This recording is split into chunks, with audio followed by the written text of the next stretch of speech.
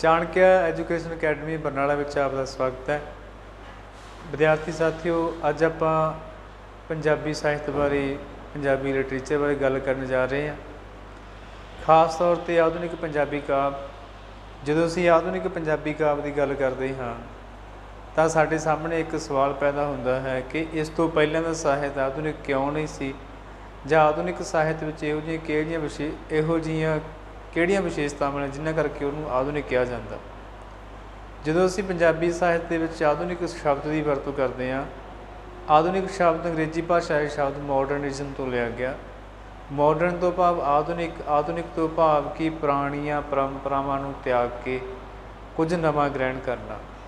जिवें कि असीं जानते हाँ कि जो असी साहित्य के इतिहास वाल झात मारते हाँ, साडा इतिहास पुरातन परंपरावां दे विच जकड़िया होया सी ते उन्हां परंपरावां नूं त्याग के ही जिहड़े कवियां ने पंजाबी साहित्य नूं अगे लैके गए जां उहदे विच कोई नवां परिवर्तन लैके आए, उस नवें परिवर्तन नूं ही पंजाबी साहित्य दे विच आधुनिक दे नाम नाल जाणिया जांदा। आधुनिक काव्य की जो असीं गल करते हैं कि आधुनिक काव्य की आरंभता कदों हुंदी आ। आधुनिक काव्य की आरंभता जदों अंग्रेज़ 1849 ईस्वी दे विच आके भारत उपर कब्जा करते हैं। कब्जा करने के नाल नाल वो अपने साहित्य नूं भी नाल लैके आए। अपने साहित्य का प्रचार ते प्रसार करना उन्हां दा मुख मकसद सी। वो ये गल चाहुंदे सी कि भारतीयां दे विच उन्हां दीयां जो पुरातन परंपरावां ने उन्हां नूं त्याग के उन्हां दे धर्म, उन्हां दे सभ्याचार बारे जानकारी दित्ती जावे। इन्हां जानकारियां नूं मुख रखदे होए वो छापाखाना लैके आए। इस तों इलावा होर पश्चिमी विद्वानां दीयां लिखतां भारत विच लैके आए। ਜਦੋਂ पूर्व ਤੇ पश्चिम का सुमेल ਹੁੰਦਾ, ਭਾਰਤੀ ਤੇ ਪੱਛਮੀ ਸੱਭਿਆਚਾਰ ਦੀ ਆਪਸ ਵਿੱਚ ਤੁਲਨਾਤਮਕ ਅਧਿਐਨ ਹੁੰਦਾ, ਤਾਂ ਉਸ ਅਧਿਐਨ ਦਾ ਨਿਚੋੜੀ ਆਧੁਨਿਕ ਕਾਵਿ। ਆਧੁਨਿਕ ਕਾਵਿ ਦਾ ਮੋਢੀ ਭਾਈ ਵੀਰ ਸਿੰਘ ਨੂੰ ਮੰਨਿਆ ਜਾਂਦਾ। ਇਸ ਤੋਂ ਬਾਅਦ ਪ੍ਰੋਫੈਸਰ ਪੂਰਨ ਸਿੰਘ, ਧਨੀ ਰਾਮ ਚਾਤਰਿਕ, ਲਾਲਾ ਕਿਰਪਾ ਸਾਗਰ ਤੇ ਬੌਧਿਕ ਵਿਦਵਾਨ ਡਾਕਟਰ ਮੋਹਨ ਸਿੰਘ ਦੀਵਾਨਾ, ਜੋ ਇਹ ਪੰਜ ਧਰੂ ਉਤਾਰੇ ਆਧੁਨਿਕ ਪੰਜਾਬੀ ਸਾਹਿਤ ਵਿੱਚ ਮੰਨੇ ਜਾਂਦੇ ਆ, ਜਿਨ੍ਹਾਂ ਨੇ ਪੰਜਾਬੀ ਸਾਹਿਤ ਵਿੱਚ ਆਧੁਨਿਕ ਪੈੜਾਂ ਨੂੰ ਪਾ ਕੇ परंपरावादी साहित्य भी कामयाब रखा तो आने वाले साहित्य भी नवे काव्य अध्ययन दे के काव्य रूपों को वरत के पंजाबी साहित्य अज तक जीवंत रखा। सब तो पहला असीं अज गल करांगे कि भाई वीर सिंह जी नूं आधुनिक क्यों कहा जाता, जां भाई वीर सिंह विच इहो जिहियां किहड़ियां विशेषतावां ने जिन्हां करके उन्हां नूं आधुनिक कवि कहा जाता। अज असीं उन्हां दी जीवनी बारे, उन्हां दी काव्य साहित्य बारे तो उन्होंने जीवन के आधार पर काव्य रचनावां बारे गल करांगे कि उन्होंने पुरातन परंपरावां नूं त्यागदे हुए, पुरातन परंपरावां नूं नाल लिजांदे हुए, पुरातन परंपरावां दा अध्ययन करते हुए पश्चिमी परंपरावां नूं किवें अपनाया, उन्हां दा प्रभाव किवें कबूल कीता ते उस प्रभाव नूं पंजाबी साहित्य विच किवें लैके आउंदे आ, उहदी गल अज आपां करांगे। सब तो पहलां गल करते हैं भाई वीर सिंह दी। भाई वीर सिंह जो कि भाई शब्द क्यों लगे भी आप गल करांगे। भाई वीर सिंह का जन्म 5 दसंबर 1872 ईस्वी के अमृतसर विखे डॉक्टर चरण सिंह के घर होया। इस घराने का संबंध सिख इतिहास के दीवान कौड़ा मल के नाम नाल जाणिया जांदा। कौड़ा मल तो भाव कि इसका नाम कौड़ा मल सी, पर इहदियां दया भावनावां नूं देखते हुए सिक्खी के प्रचार में पाए योगदान नूं देखते हुए सिखां दी कीती हुई सहायता नूं देखते हुए इहनूं मिठे मल के नाम नाल इतिहास में जाणिया जाता। पर जदों असीं गल करते हैं कि भाई वीर सिंह का पुरातन विरसा, इस घराने का संबंध दीवान कौड़ा मल जो कि पंजाब का गवर्नर जनरल से उस समय तो 1891 ईस्वी विच अमृतसर के चर्च मिशन विच स्कूल दे विचों पहले नंबर पर रह के, भाव कि पूरे पंजाब भर चों पहले नंबर पर लैके 10वीं क्लास की सिक्ख्या प्राप्त की। इस तो बाद जो असीं उन्हां दी गल करते हैं कि उन्होंने बचपन दे विच पुरातन बचपन जे उहदे दादा की गल करिए, उन्हां दे नाना जी की गल करिए, तो वह भी काफ़ी विद्वान सन जिन्हां ने गुरमत साहित्य, गुरमत परंपरावां नूं अगे लैके गए। तो जिवें कि असीं गल करते हैं जिन्हां दा महान परिवार पिछोकड़ होवे ते विद्वान उन्हां दे परिवार विच होण, तां इहो जिहे परिवार दे विच भाई वीर सिंह वर्गा साहित्यकार आधुनिक पितामा दे पैदा होने की कोई संभावना पैदा हो जाती है। इस तो इलावा जो उन्होंने साहित्य के योगदान की गल करते हैं तो साहित्य के सब तो पहला उन्होंने 1892 ईस्वी के सरदार वजीर सिंह नाल वजीर हिंद प्रैस चलाया। ਅਸੀਂ ਪਹਿਲਾਂ ਵੀ ਗੱਲ ਕੀਤੀ ਸੀ ਕਿ ਜਦੋਂ ਅੰਗਰੇਜ਼ ਇੱਥੇ ਲੈ ਕੇ ਆਏ ਤਾਂ ਅੰਗਰੇਜ਼ਾਂ ਦੀ ਸਾਹਿਤ ਨੂੰ ਦੇਣ ਪ੍ਰੈਸ ਸੀ, ਛਾਪੇਖਾਨੇ ਦੀ ਹੋਂਦ ਸੀ, ਜਿਹਦੇ ਵਿੱਚ ਭਾਈ ਵੀਰ ਸਿੰਘ ਨੇ ਆਪਣਾ ਅਹਿਮ ਯੋਗਦਾਨ ਪਾਇਆ। ਸਭ ਤੋਂ ਪਹਿਲਾਂ 1892 ਦੇ ਵਿੱਚ ਵਜ਼ੀਰ ਹਿੰਦ ਪ੍ਰੈਸ, ਉਸ ਤੋਂ ਬਾਅਦ 1899 ਦੇ ਵਿੱਚ ਹਫ਼ਤਾਵਾਰੀ ਖਾਲਸਾ ਸਮਾਚਾਰ ਅਖਬਾਰ, ਅਤੇ 1 ਸਾਲ ਬਾਅਦ ਭਾਵ ਕਿ 1900 ਈਸਵੀ ਦੇ ਵਿੱਚ ਨਿਰਗੁਣ ਯਾਰਾ ਜਾਰੀ ਕੀਤਾ। ਭਾਈ ਵੀਰ ਸਿੰਘ ਦੀ ਖਾਸੀਅਤ ਇਹ ਹੈ ਕਿ ਉਹਨਾਂ ਨੇ ਪੰਜਾਬੀ ਦੇ ਨਾਲ ਨਾਲ ਹੋਰ ਬਹੁਤ ਸਾਰੀਆਂ ਭਾਸ਼ਾਵਾਂ ਦਾ ਅਧਿਐਨ ਵੀ ਕੀਤਾ, ਜਿਨ੍ਹਾਂ ਦੇ ਵਿੱਚ ਸੰਸਕ੍ਰਿਤੀ, ਫਾਰਸੀ, ਉਰਦੂ, ਗੁਰਬਾਣੀ, ਭਾਵ ਕਿ ਸਿੱਖ ਇਤਿਹਾਸ ਅਤੇ ਹਿੰਦੂ ਇਤਿਹਾਸ ਦੇ ਫਲਸਫੇ ਦਾ ਵੀ ਡੂੰਘਾ ਅਧਿਐਨ ਕੀਤਾ। ਇਸ ਸਾਰੇ ਅਧਿਐਨ ਕਰਨ ਤੋਂ ਬਾਅਦ ਹੀ ਭਾਈ ਵੀਰ ਸਿੰਘ ਨੂੰ ਆਧੁਨਿਕ ਕਵਿਤਾਵਾਂ ਦਾ ਪਿਤਾਮਾ ਮੰਨਿਆ ਜਾਂਦਾ।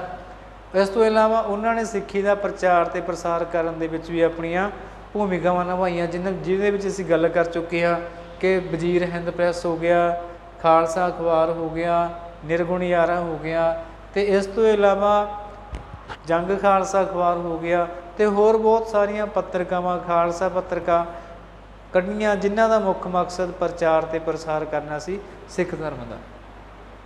ਇਸ ਤੋਂ ਬਾਅਦ ਜੇ ਸਮੇਂ ਦੇ ਹਾਲਾਤਾਂ ਦੀ ਗੱਲ ਕਰੀਏ ਤਾਂ ਉਸ ਸਮੇਂ ਦੇ ਇਤਿਹਾਸ ਦੀ ਗੱਲ ਕਰੀਏ ਤਾਂ ਉਸ ਸਮੇਂ ਪੰਜਾਬ ਦੇ ਵਿੱਚ ਧਾਰਮਿਕ ਲਹਿਰਾਂ ਪੂਰੇ ਉਫਾਨ 'ਤੇ ਸਨ। ਇਹਨਾਂ ਲਹਿਰਾਂ ਦੇ ਵਿੱਚ ਕੁਝ ਵਾਪਰ ਰਿਹਾ ਸੀ, ਨਵੀਆਂ ਲਹਿਰਾਂ ਪੈਦਾ ਹੋ ਰਹੀਆਂ ਸਨ।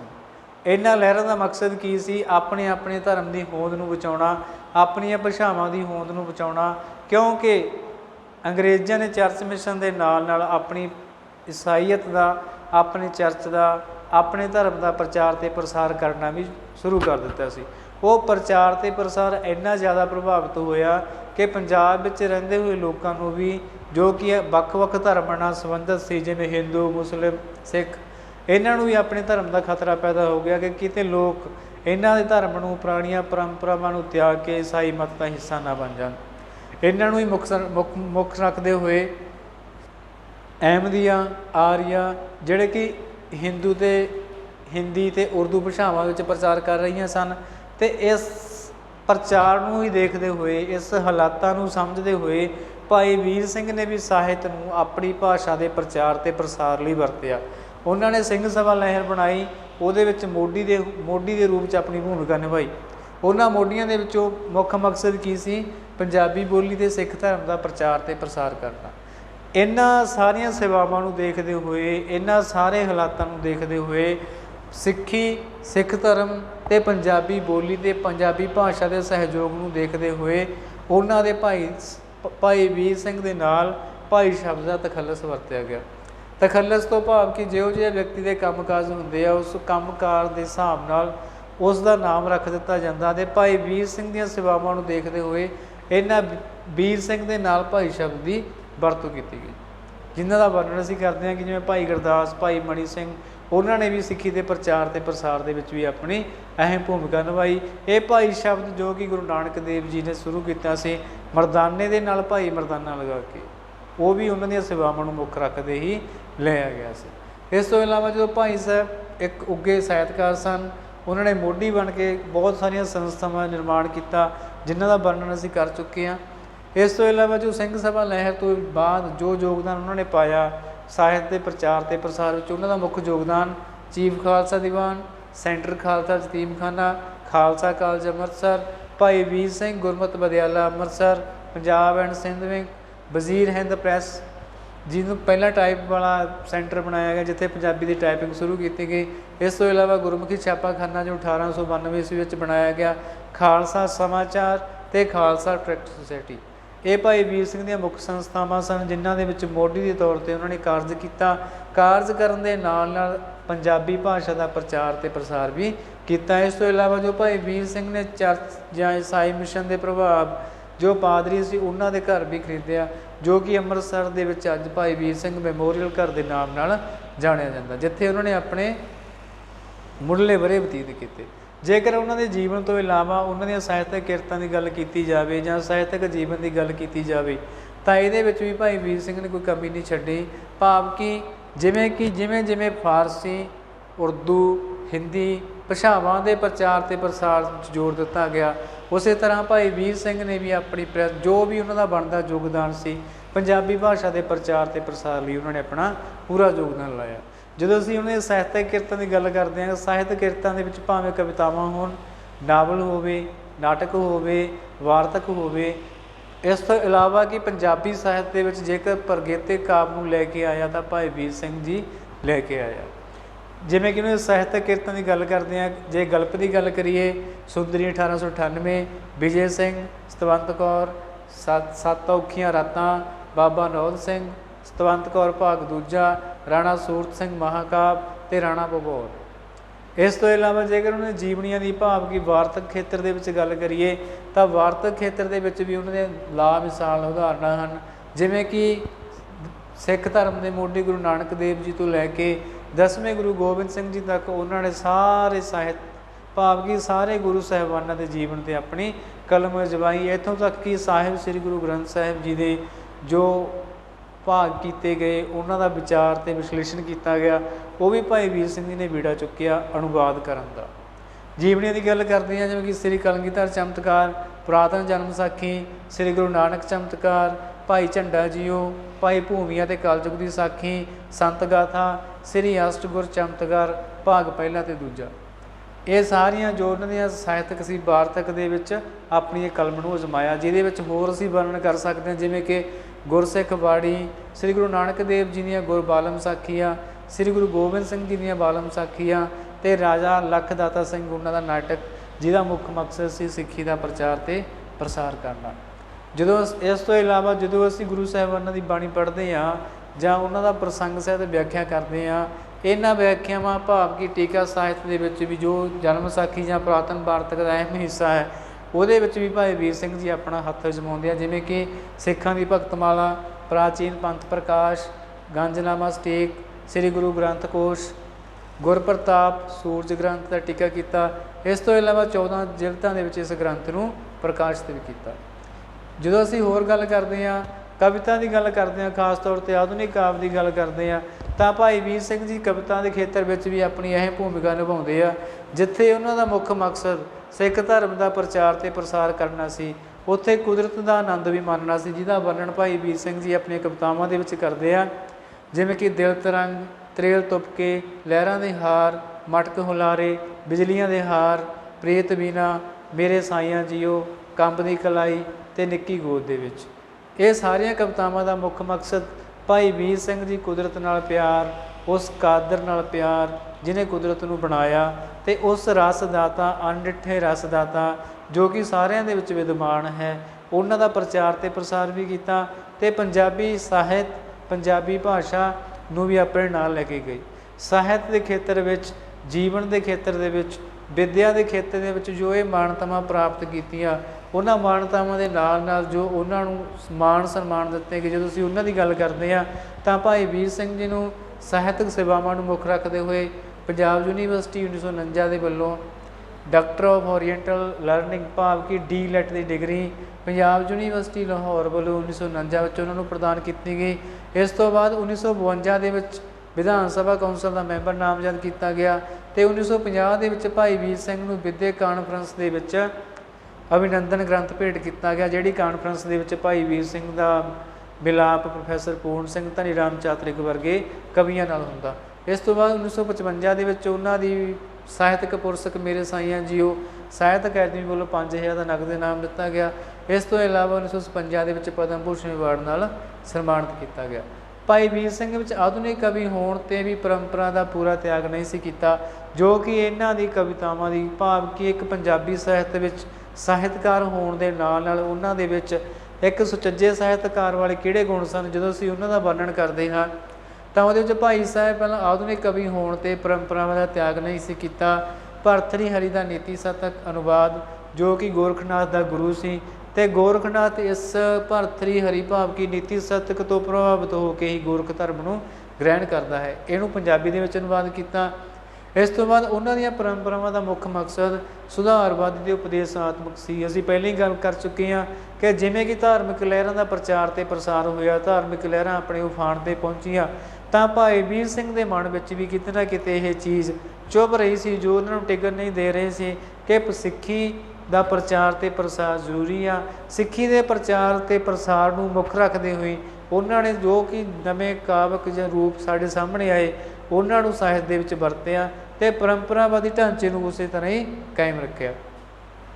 ਤੇ ਉਹਨਾਂ ਨੇ ਦੋਹਾ ਤੇ ਬੈਂਤ ਛੰਦ ਦੀ ਆਪਣੇ ਕਾਵਿ ਦੇ ਵਿੱਚ ਵਰਤੋਂ ਕੀਤੀ ਹੈ, ਜੋ ਕਿ ਪ੍ਰਾਤਨ ਪਰੰਪਰਾਵਾਂ ਦੇ ਮੁੱਖ ਛੰਦ ਸਨ।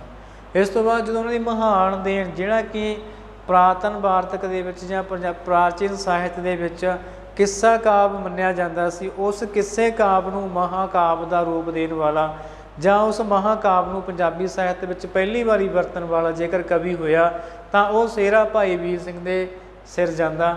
ਉਹਨਾਂ ਨੇ ਮਹਾਕਾਵਿ ਰਾਣਾ ਸੂਰਤ ਸਿੰਘ ਲਿਖ ਕੇ ਪੰਜਾਬੀ ਕਵਿਤਾ ਦੇ ਵਿੱਚ ਇੱਕ ਨਵਾਂ ਬੋੜ ਲੈ ਕੇ ਆਏ, ਜਿਹਨੂੰ ਕਿ ਮਹਾਕਾਵਿ ਰਾਣਾ ਸੂਰਤ ਸਿੰਘ ਮੰਨਿਆ ਜਾਂਦਾ।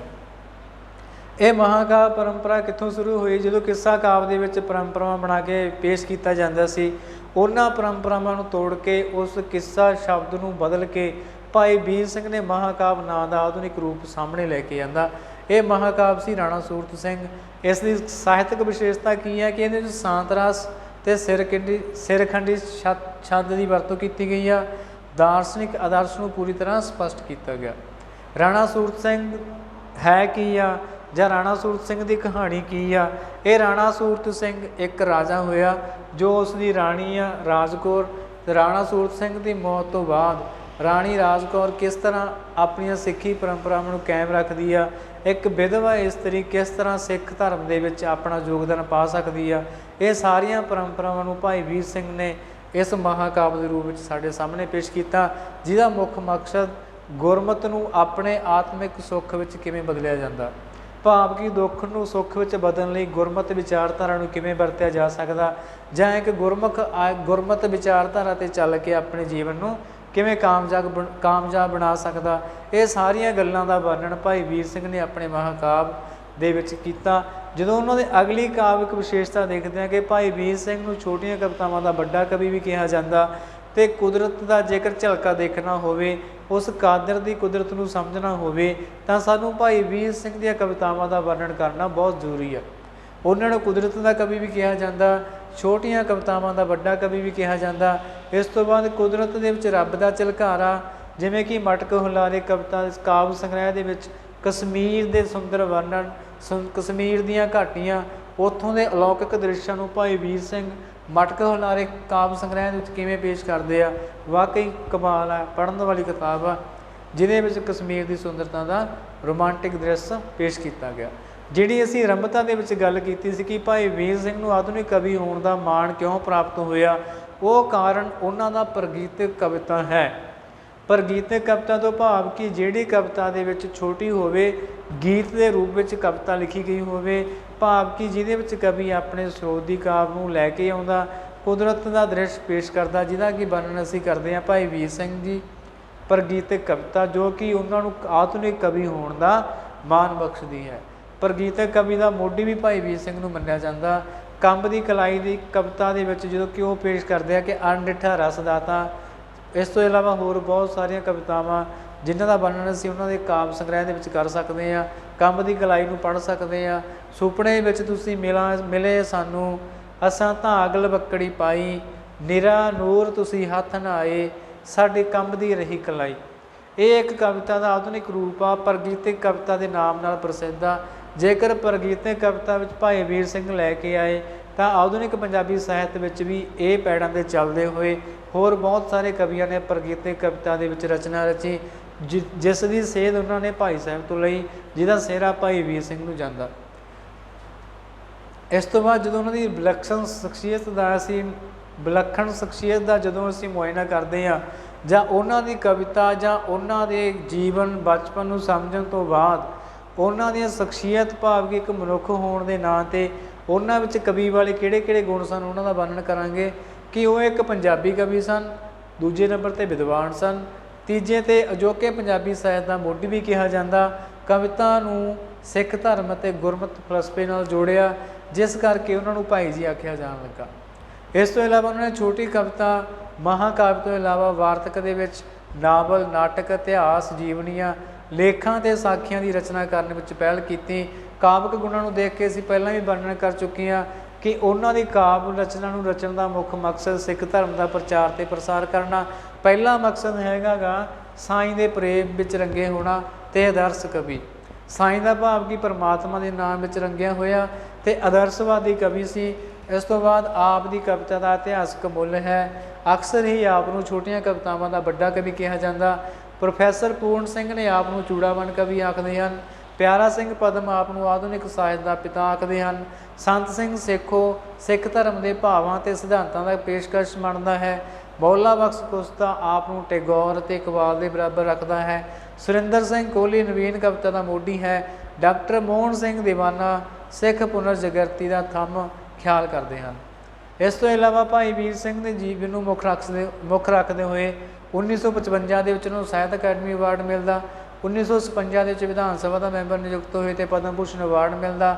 ਅਤੇ 1957 ਦੇ ਵਿੱਚ ਉਹਨਾਂ ਦੀ ਜਨਮ ਸ਼ਤਾਬਦੀ ਨੂੰ ਮੁੱਖ ਰੱਖਦੇ ਹੋਏ ਭਾਈ ਵੀਰ ਸਿੰਘ ਦੇ ਨਾਮ 'ਤੇ ਅੰਮ੍ਰਿਤਸਰ ਦੇ ਵੱਲੋਂ ਜਾਂ ਪੰਜਾਬ ਸਰਕਾਰ ਦੇ ਵੱਲੋਂ ਭਾਰਤ ਸਰਕਾਰ ਵੱਲੋਂ ਟਿਕਟ ਜਾਰੀ ਕੀਤੀ ਗਈ, ਜਿਹੜੀ ਕਿ 20 ਪੈਸੇ ਦੀ ਸੀ, ਜੋ ਕਿ 1972 ਦੇ ਵਿੱਚ ਭਾਰਤ ਸਰਕਾਰ ਵੱਲੋਂ ਜਾਰੀ ਕੀਤੀ ਗਈ ਸੀ, ਉਹਨਾਂ ਦੀ ਜਨਮ ਸ਼ਤਾਬਦੀ ਨੂੰ ਮੁੱਖ ਰੱਖਦੇ ਹੋਏ। ਜਦੋਂ ਅਸੀਂ ਭਾਈ ਵੀਰ ਸਿੰਘ ਦੇ ਜੀਵਨ ਬਾਰੇ ਚਰਚਾ ਕੀਤੀ, ਭਾਈ ਵੀਰ ਸਿੰਘ ਦੇ ਜੀਵਨ ਬਾਰੇ ਪੜ੍ਹਿਆ, ਉਹਨਾਂ ਦੇ ਜੀਵਨ ਬਾਰੇ ਵਿਚਾਰ ਚਰਚਾ ਕੀਤੀ, ਭਾਵੇਂ ਕਿ ਅਸੀਂ ਉਹਨਾਂ ਨੂੰ ਇੱਕ ਧਾਰਮਿਕ ਕਵੀ ਆਖ ਕੇ ਜਾਂ ਪਰੰਪਰਾਵਾਦੀ ਕਵੀ ਆਖ ਕੇ ਪੱਲਾ ਝਾੜ ਦਿੰਦੇ ਹਾਂ, ਪਰ ਜੇਕਰ ਆਧੁਨਿਕ ਕਵਿਤਾ, ਆਧੁਨਿਕ ਨਾਵਲ, ਆਧੁਨਿਕ ਕਹਾਣੀ, ਆਧੁਨਿਕ ਨਾਟਕ, ਆਧੁਨਿਕ ਮਹਾਂਕਾਵਿ ਇਹ ਕਾਵਿ ਰੂਪ ਪੰਜਾਬੀ ਸਾਹਿਤ ਵਿੱਚ ਆਉਂਦੇ ਹਨ ਜਾਂ ਸਿੱਖੀ ਦਾ ਪ੍ਰਚਾਰ ਅਤੇ ਪ੍ਰਸਾਰ ਕਰਨਾ ਉਹਨਾਂ ਦਾ ਮੁੱਖ ਮਕਸਦ ਹੀ ਰਿਹਾ, ਪਰ ਫਿਰ ਵੀ ਜੇਕਰ ਉਹਨਾਂ ਨੂੰ ਪੰਜਾਬੀ ਸਾਹਿਤ ਦਾ ਆਧੁਨਿਕ ਮੋਢੀ ਕਿਹਾ ਜਾਵੇ ਤਾਂ ਇਸ ਵਿੱਚ ਕੋਈ ਅਤਕਥਨੀ ਨਹੀਂ।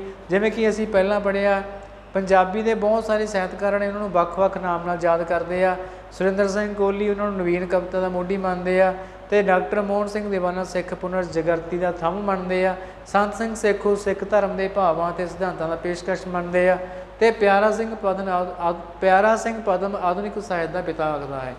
ਇਸ ਤੋਂ ਇਲਾਵਾ ਜੇਕਰ ਆਪ ਨੂੰ ਪ੍ਰੋਫੈਸਰ ਪੂਰਨ ਸਿੰਘ, ਜਿਨ੍ਹਾਂ ਦੀ ਮੁਲਾਕਾਤ ਆਪ ਦੇ ਨਾਲ ਸਿੱਖ ਕਾਨਫਰੰਸ ਵਿੱਚ ਹੁੰਦੀ ਆ, ਆਪ ਨੂੰ ਚੂੜਾਮਣ ਕਵੀ ਦੇ ਨਾਮ ਨਾਲ ਜਾਣਿਆ ਜਾਂਦਾ ਹੈ।